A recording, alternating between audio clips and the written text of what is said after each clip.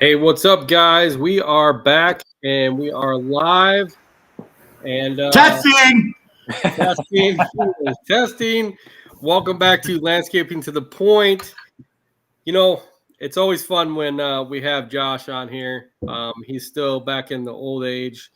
He found a bunch of AOL trial, entrances. So, you know, I'm gonna play a sound for the viewers, and this is exactly what Josh does before the podcast. And if you know what this sound is, put it in the comments.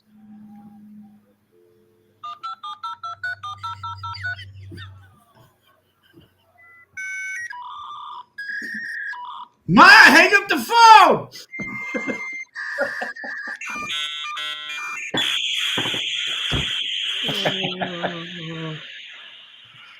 Oh, funny stuff. Funny stuff. That's Josh. Josh has got the oldest internet in the whole world. That's right. Yeah, that's what I guess that's what you house get. came with the internet connection from then. That's right. I mean, that's what we get. He has a hamster that runs on the wheel and generates power from an alternator. That's why he's got so many animals. We don't know about it. They're running downstairs. Oh, well, welcome everybody to Landscaping the Point. Thanks for watching us. Thanks for listening to us wherever you're listening to us or watching us. Thanks for everybody that's over on Instagram right now, listening and watching to us. Is it freezing in Boston? That's what one of the questions is. Already we're getting this because you both look like you're freaking cold. Is it like 50s there or 40s? Like, is it going to snow next week or what? Josh, JC, what's going on over there? Yeah, it's 2 a.m. It's going to be 51 degrees, so it's getting a little chilly. It was a nice day today. Kind of was like in the morning it was a little cold, but then the rest of the day was actually really nice t-shirt weather. Got out there doing some yard work, some stuff like that. But yeah, the evenings and the nights and the mornings getting a little chilly. Yeah, I bet. So, Josh, how do you spell hard water in 3 letters? How do I spell hard water? Hard water. 3 letters. You get 3 letters to spell it in. That's it. Is it H2O? No. Hard water. I don't know how. Ice. Ah. There you go. Thank you, Brightstone, for that dad joke of the week. That's dad joke / riddle. Yeah. Well, so we're back. It's been a good week so far for me, I guess. Hopefully you guys have had a great week. I know the snow is coming next week for you guys, so I guess hopefully everybody's prepared for that. So our topic of this week is prepping for the future. So not only can you prep for the future for your business, but you can prep for your life, your anything in life you can prep for. So one of the main things I'd like to know is, are you guys prepared for the future, like retirement? That'd be my first question to both you guys. Let's ask the youngest. Yeah. Josh, you are the youngest. You probably got $5 million saved away for the rest of your life, right? Yeah. I wish I'm probably the worst example from this, if we're being like transparent. I didn't start really getting organized till later on in life, adult life. I had kids young, and saving and thinking about future wasn't really an option. It was more, I'm going to put it like financial survival, where you'd have to figure out, how you're paying your rent, how you're going back and forth. As you got a little bit older, like early 30s, mid 30s, started playing around. Obviously owning my own business gave me the opportunity to kind of invest in myself a little bit more, and I put a lot back into the company. But it's funny you brought this topic up, right? So my wife and I actually just hired a financial advisor for the company and for personal, to kind of help us guide this, with like bigger investments. We're trying to become landlords and buy some multifamilies, different areas in the state, and want some professional advice on how to do this. So I kind of opted into that. I've gotten as far as I could with my Boston Public School System spots. going out to the collegiate level for assistance. Nice. Yeah, you're stepping up your game. That's awesome. I guess that's one way of doing it. I mean, I think my end, I'm not prepared. I'll tell you the truth. I'm not prepared. I mean, it's more about building the business and, you know, surviving than anything than, you know, putting money away for the retirement. And I think that's a big problem with a lot of lawn care companies and landscape guys that are out there. A lot of people nowadays are kind of in that same boat. But, you know, I have seen, you know, what do you call it? It was a retirement investment agent, and he's gave me some tips and stuff on what to do and where to go from here. But I think that's one of the things that we all kind of look at towards our future is how to prep for that and what to do. JC, are you prepared for the future? You know, it always kind of starts with an idea. You know, I like Josh, I was kind of late to the party. But you know, I think I'm a believer that it depends on what you envision as far as retirement goes, and what your expectations are going to be at that point. Like, if you plan to live a simple life at retirement, you know, it depends your family situation. Do you have kids? You don't have kids? You know, are you planning to move to a different state? You can kind of it's never too late to do it, but you can definitely make it work for you. I think I have an idea as to what I want to do for my retirement, but whether or not my plan is there fully, I don't know. But I do have a pension, but that's obviously not enough. So there's definitely things that I could definitely do to try to improve on that and set myself up for preparing for a future, you know? Right. So are you prepared for the future for your business, either of you two?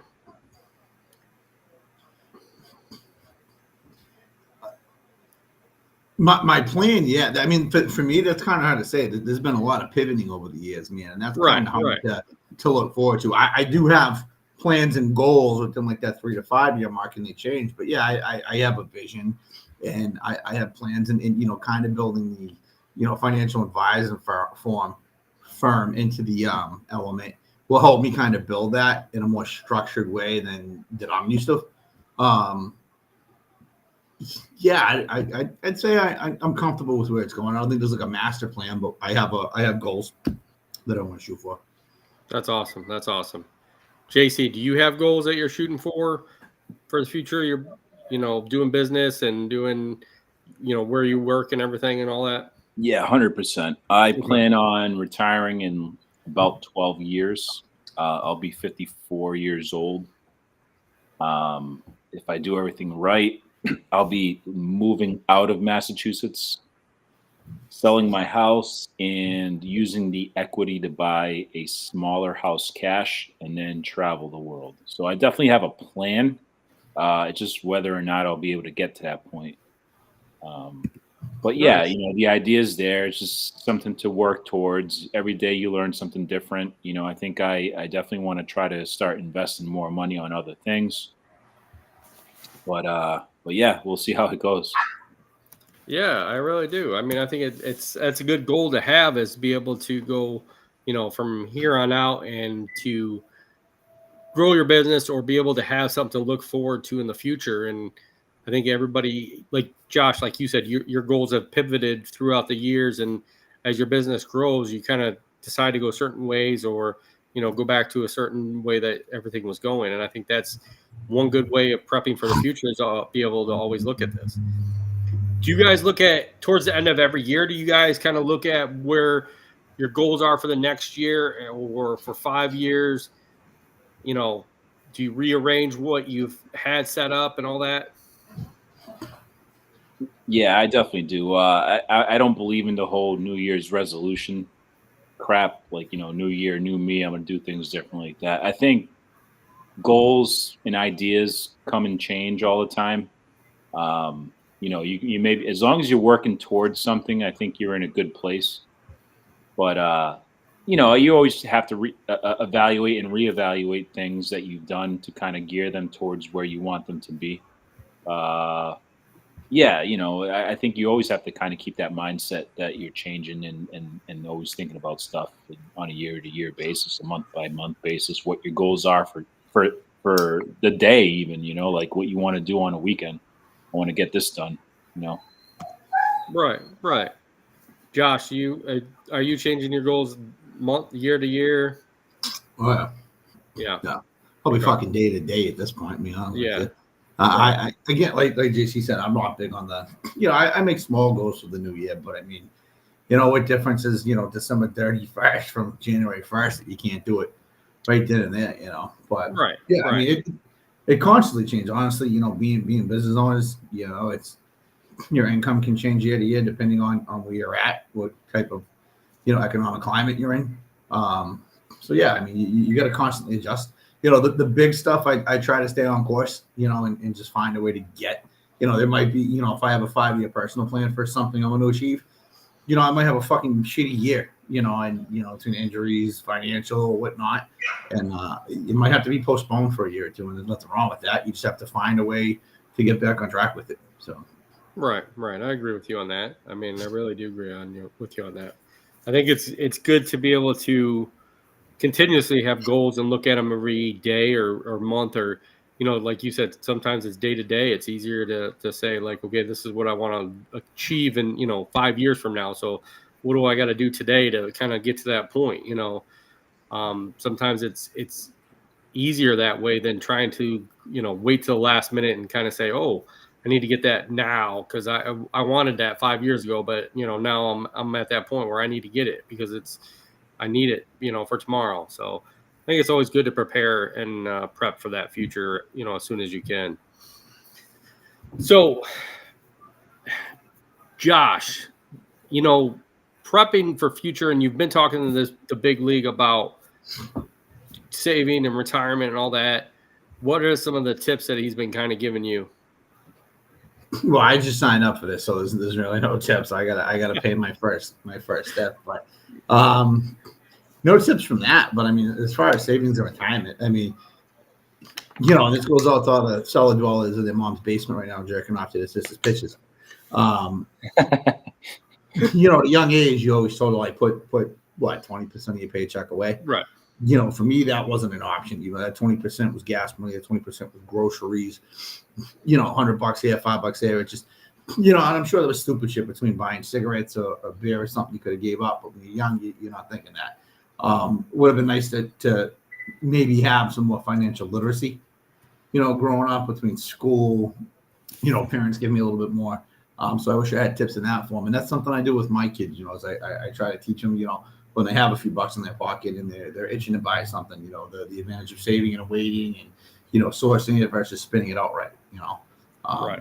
My college age kid, we just talked about cars and, she wanted to buy a classic car and restore it, we kind of went back and forth on, practicality of buying a first car or whatnot. So I think not so much, tips for now, but, tips for people that have maybe nieces, nephews, sons, daughters, educate them a little bit more where it wasn't there for us. Or you could be in your mom's basement, subscribe. Right. Shit.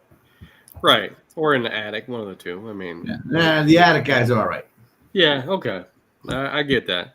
So if someone came to you and said, that they're getting ready to start and they want to prep for the future, say, and they want to be like you, big time, because you're the big time, Josh. You're higher than anybody else in this business, and they want to prep and be that big guy within 5 years. What kind of stuff would you tell them to do, or do you have any good advice that you could give them to kind of get to that point?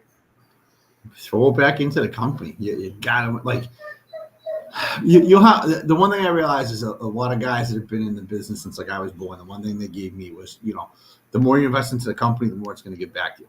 I don't know what that was. The more you invest into your company, the more it's going to give back to you. So, rather than put into that SEP IRA or that Roth IRA, throw that money back into a machine or equipment or employees or training for yourself.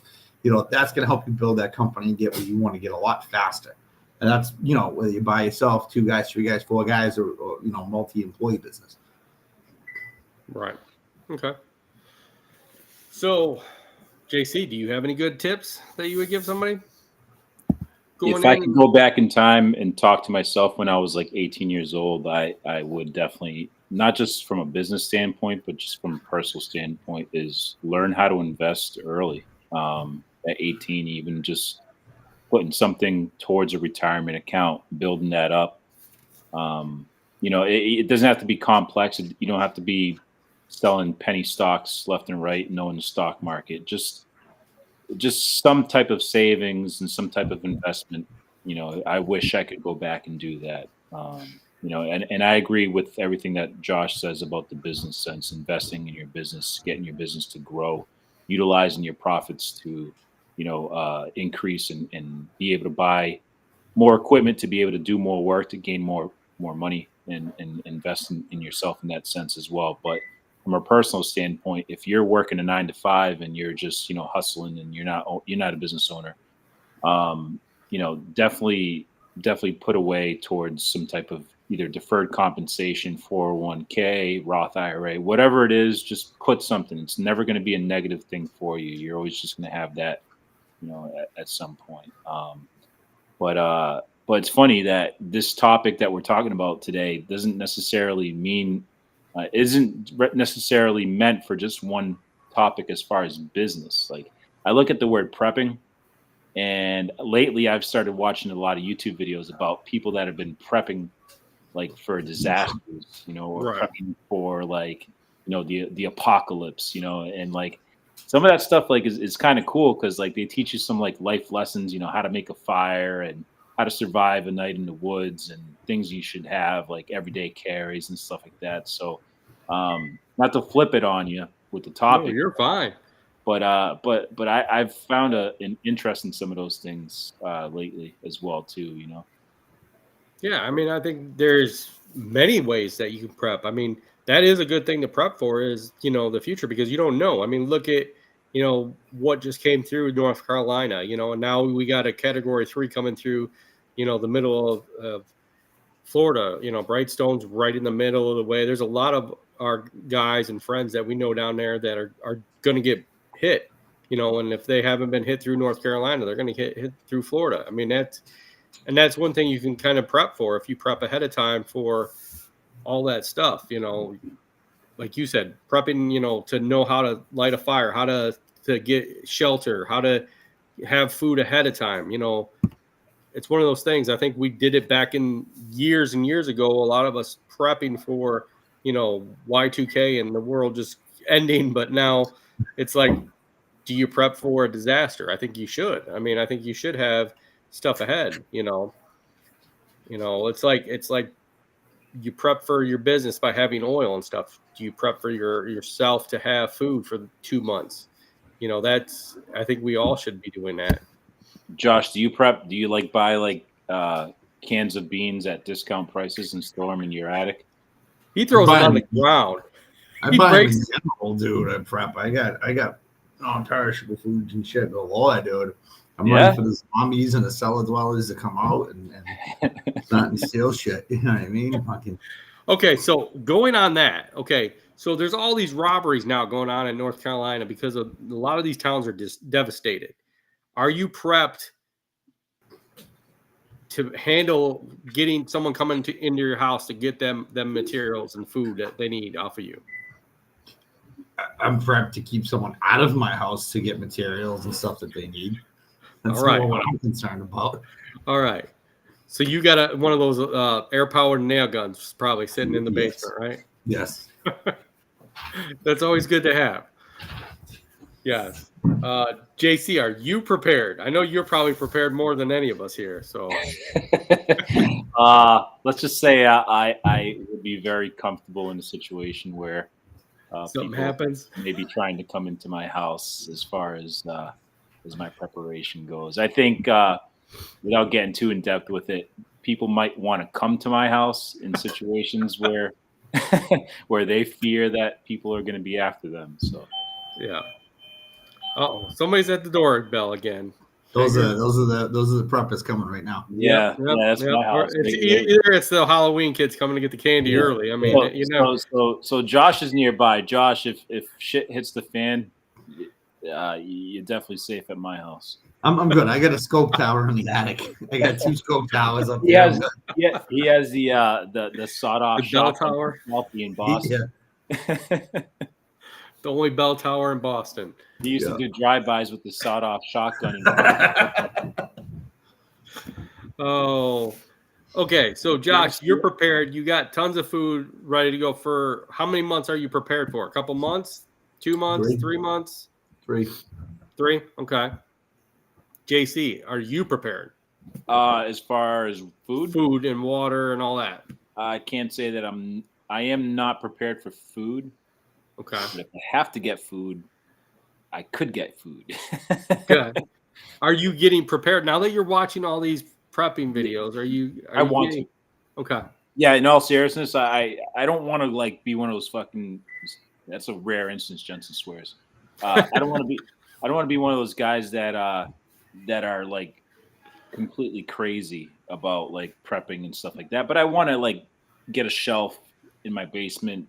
Start stocking some things, perishables, some water. Containers. Nothing crazy, but right. With me, I'll probably end up eating that food anyways on a daily basis. Like, some chili. I got a buddy contractor out of Boston. He passed away about 10 years ago. Mike Tobin Excavation and Landscaping, and he was more of like a builder. And one of the things he got into is he started building like fallout shelters, like in-ground fallout shelters for like rich people in like the more affluent areas. And he used to make fun of them and shit. But the more and more you would build them, and then people would come in with like engineered plans, it started getting into his fucking head that he started developing like his own shit from like doomsday prep, and it was crazy. But like he'd have things with like built-in generators, like they just came up. It would cost like $5,000 from the engineering plan, but just like something where it was like 2 years worth of survival. Because like I think Stanford did a study, and it was like in the event of like catastrophic failure, right, and just everything shuts down, the human race would last 18 months, and that's on the stronger point for people. But like existence would be gone in 18 months from like D-Day. That's crazy. I believe it. I can see it. I really can't see it. There's actually a new house that's getting built down my road that literally the dude built the basement, and it is 10-inch thick concrete walls all the way around, and it's got pretty much a sealed door. He's got everything prepped for down there: bedroom, bathroom, everything's pretty much a bunker, pretty much underneath his basement. So I mean, I think it is good to be prepared because you never know what can hit. I mean, like you said, infrastructure is going to go out real quick. Stuff starts to go away. So. Scott, are you in Tornado Valley? Like you yes. in that area? Yeah. So like, don't you guys kind of have to be kind of preppers with that stuff? Yeah, you got to be kind of prepared for it. It's one of those things. Being out, we're kind of out more in the country area, so we're going to get hit before the big city that's literally down the road. So it's like you got to be prepared for that to come in at any time. It's. Having a basement's awesome, and having a crawl space is awesome. But the best thing is to be able to jump out and get out of here if need be. And then it's not. No life is worth sticking around for my house to get destroyed. That's the way I look at it. So I like the movie I Am Legend with Will Smith, but I wish that movie was done without the zombies and just kind of focus on his survival because he was kind of like the only person around. Right. But yeah, it is pretty interesting, like how some people just millionaires spend like all this crazy money on all this. Well, bro, think of it, right? If you think of outside the box with that movie, right? And you take the zombies and think of them as just like people in civilization, right? After 6 months of people having nothing, no stores, no cell phones, no internet, like basic commodities just gone, people are gonna act like that. Like they're gonna like the same guy, Doomsday, where I remember they were talking about they built a stove in the bomb shelter, and they were trying to come up with a more efficient way to reduce the odors of meat cooking or food cooking when it had a vent out, because the idea was that something with the vacuum on the stove, you could still smell the food up to a quarter mile. The guy made a good point. After 6 months of people just like rationing and trying to find food, and all of a sudden you're cooking like deer or moose, and that smell goes off, people are going to show up and do what they got to do to feed their family. So it's like that's the scary part of it. And like think about like COVID and shit, people fighting over fucking toilet paper. Paper, yeah. Dude, I remember like 15, 20 years ago when I was living in Rosendale, a water main broke and there was no water for days. And I'm thinking, all right, no big deal. I go to get a case of Poland Springs. You couldn't buy Poland Springs within 10 miles of the city of Boston. It was fucking insane. And people were fighting over that shit, getting in the brawls and parking lots. So just think about when all of a sudden you can't have your meat, your rice, your potatoes. Dude, why is it that whenever something like this happens recently, everybody goes first thing for toilet paper? I don't know. That kind of blows my mind. Like, what are we gonna exchange toilet paper? Is that what we're gonna do? Is exchange toilet paper for food? Yeah. Listen, I've been in jobs where you lose a sock, you lose a sleeve. You got to do what you got to do. But Right. but they go for the toilet paper before they go for the food. You have to eat before you shit. Yeah. I guess it's better to be prepared with toilet paper. I guess I don't know. It's kind of one of those things that it blows my mind on how the toilet paper goes down faster than anything else. I mean, dude, I'd be at Home Depot like stealing all the seeds, cucumber seeds, tomato, like anything I could find that I could like harvest, dude. I'd be stealing all that crap to get toilet paper. You wipe your ass with a pile of grass, right? Yeah, that would be very last thing I'd be looking for. I mean, if anything, you're going to go steal all the, and get all the clothes you can because you could cut them up and wipe your ass with that, instead of having to worry about toilet paper. There's tons of different things that you can worry about than toilet paper. I don't get it why everybody goes for toilet paper. But it shows you where people's minds would be. Someone would fucking shoot you over a fucking case of toilet paper. Yeah. Just doesn't make sense. It doesn't make sense. I'll be cooking my steaks. Okay, so if we came down to a point where shit all hit the fan, what's 3 things you're going to go into the store and grab? That's a great question. Josh. Josh. John. Some sort of pure alcohol, ammo, and like I said, seeds. Okay. Damn. Nothing else. I mean, you're just gonna get alcohol, seeds. Top 3. I mean, if that's top 3, med supplies, Tylenol, aspirin, that shit. Anything to survive with. But like again, alcohol, I can sterilize. I can drink. I can clean. I can sterilize water. Right. Seeds, I can feed myself. I can harvest, and ammo, obviously, I can protect myself. Right. Or get food. Either way. Yeah. I was gonna say that lighters. I'd get propane, like propane tank, all that I can. Bleach, and some type of food or something. That's Water.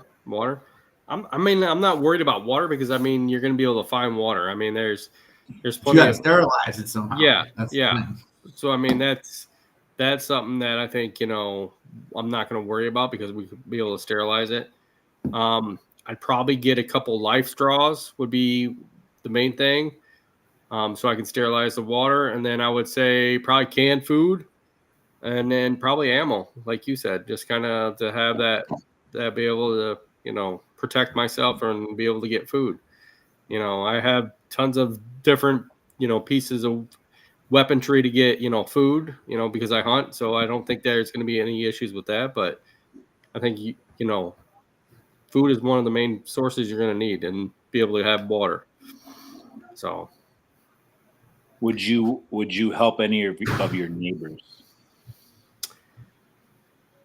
Oh, that's a very hard question. I would.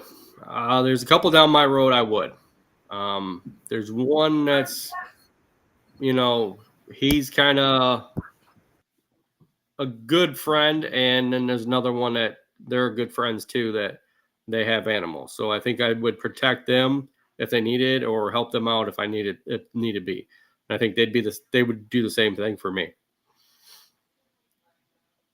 You guys, would you protect your neighbors? No. Damn it. No. You're just going all out, right? Yeah. Yeah, unless your family and like you guys, no.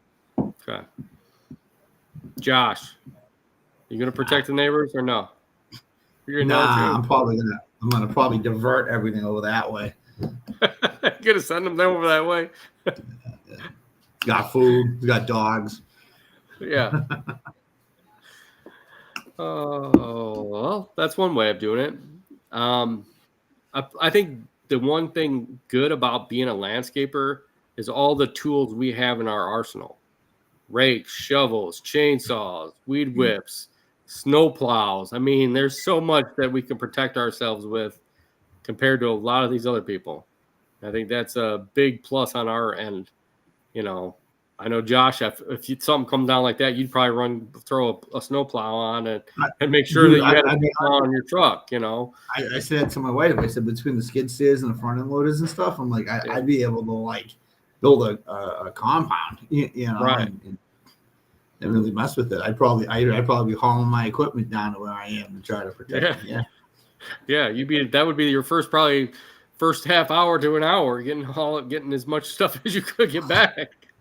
You know, I mean, I think that's the main thing that is a plus in our business is, you know, being able to do all that stuff and be able to prepare for, you know, even worse things that are coming. So, CEO says dessert. Any answer? I don't know. He says, if you were trapped in the world's largest dessert, would you A, cover up or find shade? Desert. He said desert, I guess. Cover up. Cover up? Yeah, you're gonna use your energy trying to find shade, but gotta do anything to cover up. It gets cold at night in the desert. Yeah, dig a hole, kind of figure a way to cover up. I think that'd be the easiest way for anything like that. Okay, so now we're preparing for disasters. If you knew that there was a disaster coming your way and you had 3 hours, I know both of you being close to Boston and Josh being in Boston, would you leave the city or would you hunker down where you're at? Oh, I mean, I'd definitely leave the city. I'd stay away from people as much as possible. Yeah, I'd be up in the woods of Maine somewhere, New Hampshire, Vermont. Yeah. Okay. So pretty much knowing that you had time, you'd hurry up and pack up and get the hell out of Dodge. Yeah, beat everybody to the punch. Okay. Yep. I agree with you. I mean, I think that'd be the best way. I think with me being out in the country more, I think I would hunker down where I'm at. A lot of my property is fenced off, and there's a lot of, you know, ways I could booby trap a lot of things real quick. So I think I would stick where I'm at. I'm not having to worry about that too much. What kind of fuel would you harvest? Would you try to get propane, kerosene, gasoline? How do you stabilize it? What would you get? I would say, that's a hard one, dude. Our house is heated by propane, so I think propane would be the one I would try to get and try to keep more of. You guys, Josh?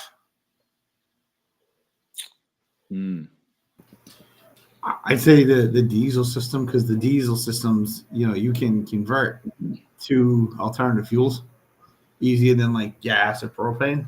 So like if you had to do something, say like we had to come up to you and invade your cornfields or something and harvest your corn and make fuel, it's easier to convert a diesel system than it is kerosene, gasoline, propane, anything like that. Okay. They sell those generators that are like dual generators. So you could use propane or gasoline in them. Those are pretty cool.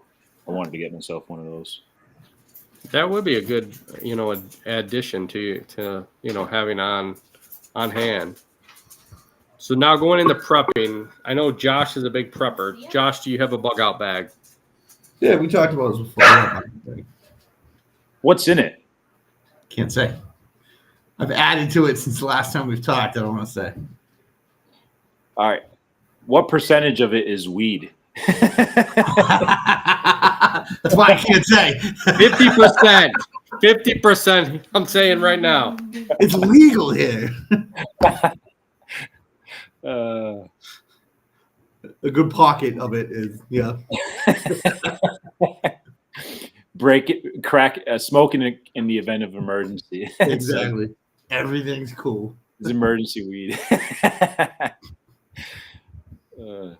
Oh, okay. So you got food, you got water in there. You probably got lighters. First aid shit. Again, First aid, alcohol, yeah. Weaponry. Yeah. I am actually looking to grab another K-bar either tonight or tomorrow night. I'm a fan of K-bar knives. I didn't think what else is there. It's in my basement door. My wife thinks I'm crazy, but I've been in a while. But yeah, I've added some other stuff for protection wise. I think it all comes down to protection at the end of the day. I mean, you're gonna have to protect yourself from food. You're gonna have to protect yourself to get food. I feel like if you don't have a weapon, a knife, a gun, or something, Mickey Mouse of some sort, you're in trouble. No one had a fight. It's only gonna take you so far. Yeah. Yeah, I think you got to have enough stuff in there. JC, have you started a bug out bag yet, or? I can't say that I do, but I know where everything is, and it's within quick access. But yeah, I definitely want to make a bug out bag. No, but going back to the food for sure, I definitely want to start prepping some stuff just for myself. You know, I don't want to put a burden on trying to prepare myself to host other people here, even if it is family members. I think it's, you know, I don't know how long you should have or how much food you should have to prepare, but have you guys ever had an MRE? Yeah, I've had them before. My brother used to be when I started my bug out bag. My brother said to carry a bunch of those in it. But I went with these protein bars that actually will give you enough protein to actually let you survive off for about 2 weeks. Yeah, people say like to get rice, get beans, get some canned food because some of them have like expiration dates. But right, yeah, I think it's good to have a bunch of different things on hand. All right, so going towards the future. Now we prepped and everything. Let's step back and let's say you got our 401ks loaded before the zombie apocalypse. So right, yeah. So make sure you have your 401k. So what's the best 401k, Josh? Because you're the bigwig on that. Should I go? Business owner is a SEP IRA. It allows you to, if you're married, you can. I think the law now is up to 10,000 per person. So without being penalized, so you can get away with a lot more. It's a little richer than like a Roth or a traditional IRA. So SEP, if you're self-employed, is usually the way to go. If for some reason like you're not structured in a corporation format and you're sole proprietor, that's also the way to go. Helps on a tax benefit too with that. So, and that's the only one that you can max out. Typically, I think they upped it to like $7,500 is traditional right now per person in a household. So SEP. That's awesome. I mean, that's good information for people that are looking to do that, with their business. I think everybody as an owner should be able to start saving some money eventually, and I think that's what you got to do is start looking into that stuff as you get growing in your business. So what's one thing prepping for the future that you need to add to your business, Josh? Would you say equipment would be better, or working on processes or employees? Where I'm at right now, the biggest issue I'm having is cash flow, and that's a completely transparent issue that I feel a lot of guys won't mention. I'm at that point where like the growth is there, but financially I'm going to have to take on debt. And that was part of the reason for bringing in the financial institution, the financial advisors, was that obviously as a company and a separate entity, if I take on that much debt, that can affect my personal life and my investments. So I think what my wife and I have done right now is trying to get expert opinions is the best course of action for us to grow.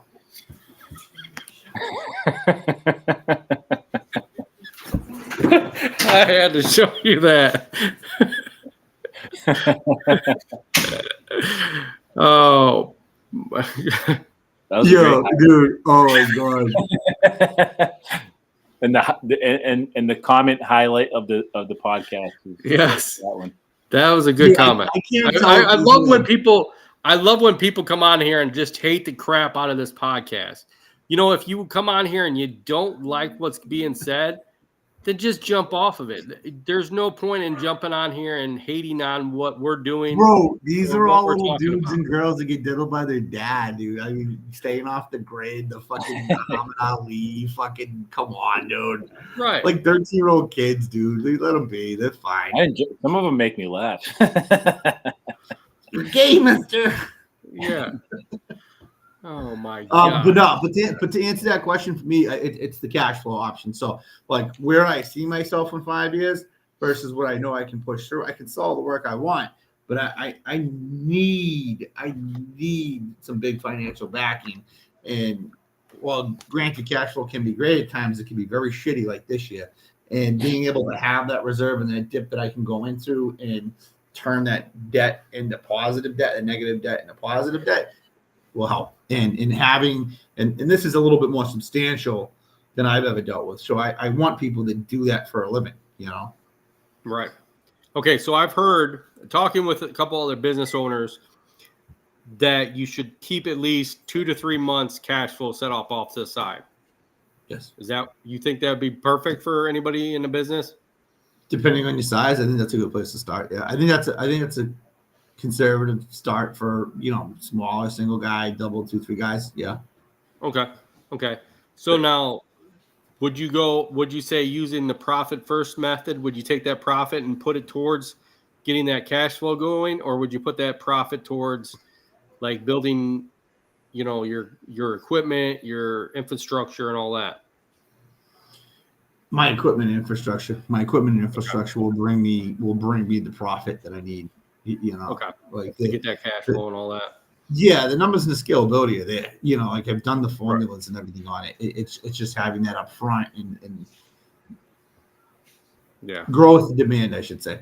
You know, Right. especially with the snow, we have a lot of opportunities to bid on a lot of stuff, but I don't have $3 million sitting around to invest in front end loaders and additional salt trucks and stuff. So, like, understand that like some of these front end loaders you can buy older, but to buy decent, reliable equipment, you're talking like $200,000 per loader, unless you buy like a Right.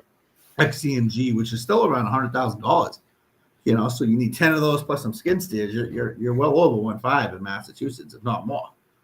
Wow. You know, and then your operators, and then a place to store them. So it adds up really quick.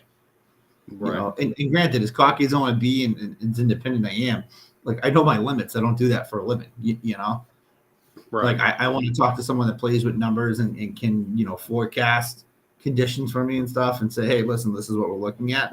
I like calculated risk. I like to see it on paper. With anything I do, I like to see it on paper. You think that it's easier that way to have the calculated risk than to just jump in it and take it, you know, just go at I it? spent my entire life rolling the dice, man. And listen, sometimes it works, but for those like 3 times it works, there's 20, 30 times that it doesn't, and it sets you the fuck back. And that was a lot of my setback, was rolling the dice going, I'll figure it out. I'd rather figure out beforehand and know that if something comes up, which anything can come up at any point in time, you know, that there's an alternate route to it. You know what I mean? There's a way to back out of it. So I think seeing it in front of me, this is, you know, I'm not saying that I'm going to go search for $2-3 million, but over time it gets up to that, and I want to be prepared. I want to be educated with it, and I want advisors over me that do that every day and play with numbers. I'm a landscaper. You know what I mean? I don't play with numbers every single day. Right. Do you feel that the recession's coming and it's going to hurt us in the long run? think you're already in a recession. I think that we're just between the last two administrations. I think we're kind of fucked as landscapers. I think you do need to pivot your business for essential services, not like COVID essential, but again, this year a lot of guys have gotten back into maintenance, including myself, where it's like you kind of have that stand out where you got guys that do septic, they might do utility installs, water main lines, something that you're in demand for, where kind of you're an emergency service versus just, hey, I can come out and do a leaf cleanup or do a lawn mow. You kind of set yourself apart and you have that demand there. Yeah. JC, what do you think?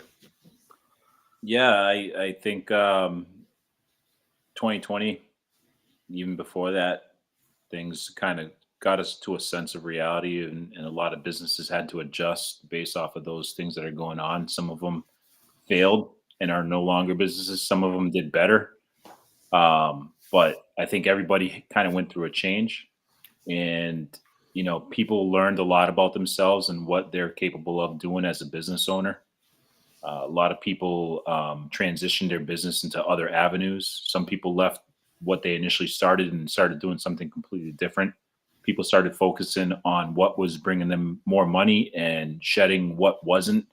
So, as a landscaper, as a, outdoor business company, whether it's paving, whether it's, hardscapes,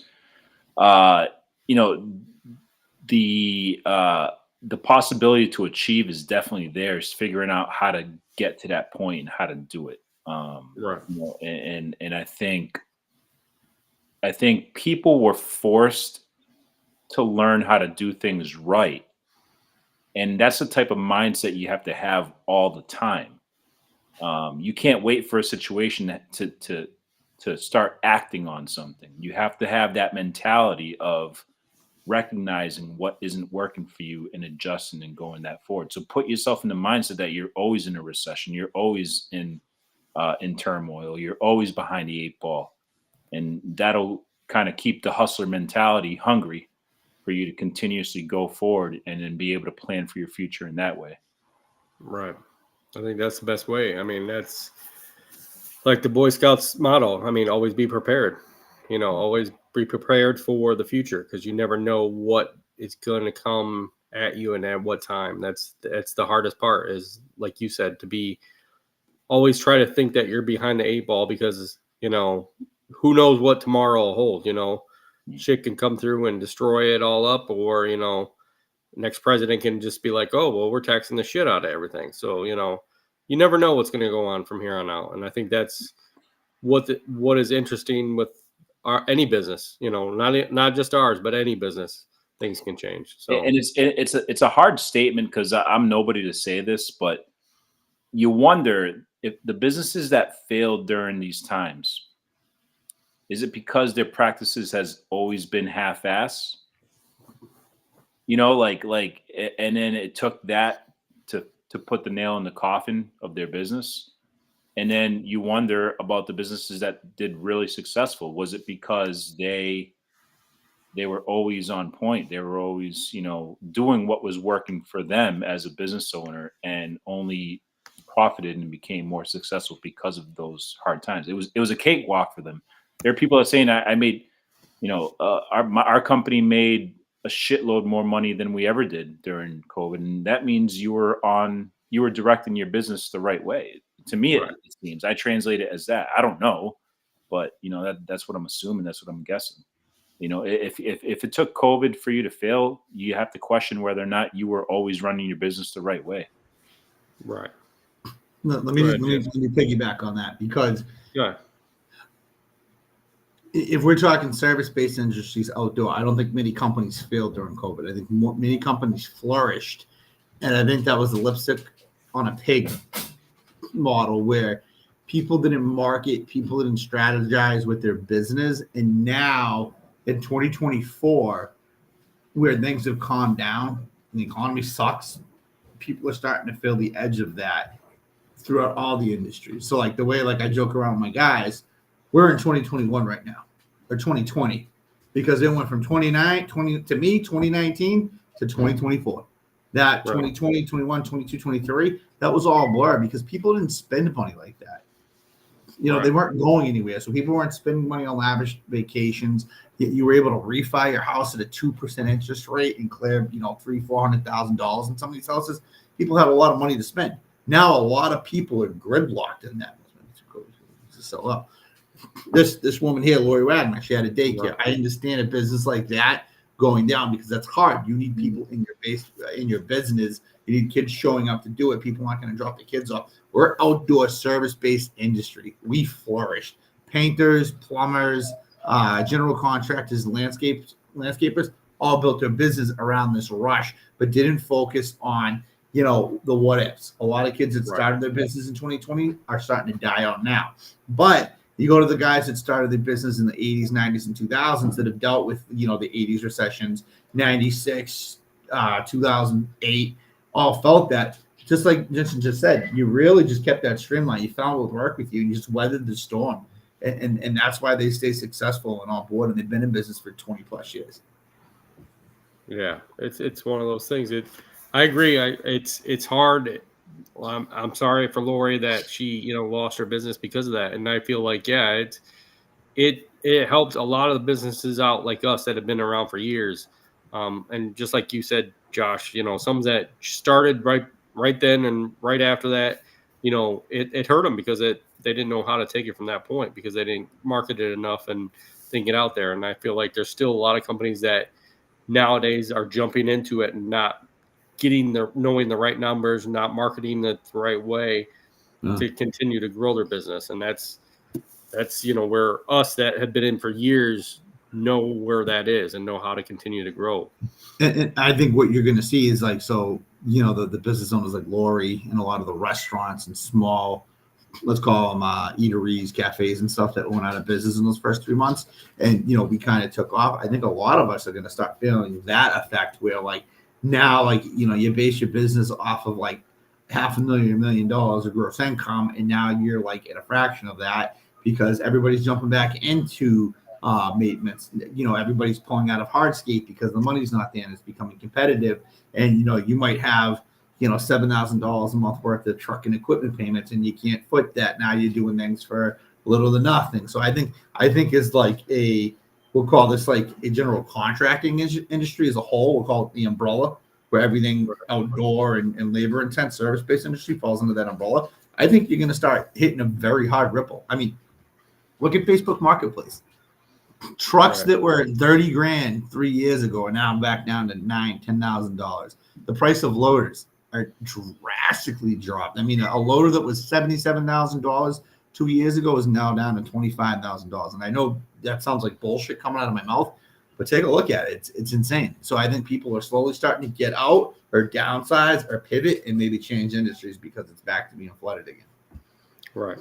Do you feel like if it keeps going the way it's going now, do you feel that the companies like the mower companies, the construction companies that make, you know, Cat and all that will change their pricing down? They already are. Okay. So I feel like they're still kind of high, and I feel some of them are up there with their pricing that, you know, the COVID pricing's gone. Things are starting to come down with the rate coming down. So again, a lot of these companies live off borrowed money. Even the Cats, right. They're not borrowing that commercial money at the interest rate that it's in. So once things start coming down, you'll see that throw. But even right now, Kubota has some sort of crazy deal right now where it's like $99 for the winter rate, where you pay $99 in the summer or the winter, and then $2,500 on the off season, whatever your off season is. So that they're trying to be competitive. You know, Case, the manufacturer, is starting to make a big comeback. You know, as far as like their durability and dependability have gone up. You know, in their price per customer. I can tell you right now, Caterpillar on the 259 D3s.